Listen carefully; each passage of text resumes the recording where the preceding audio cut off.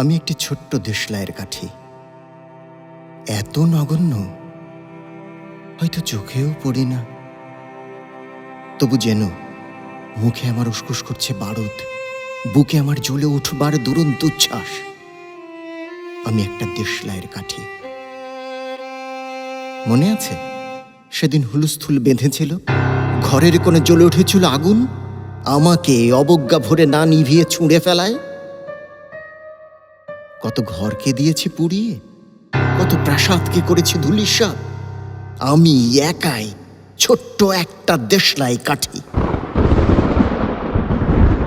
এমনি বহু নগর, বহু রাজ্যকে দিতে পারি ছারখার করে, তবু অবজ্ঞা করবে আমাদের।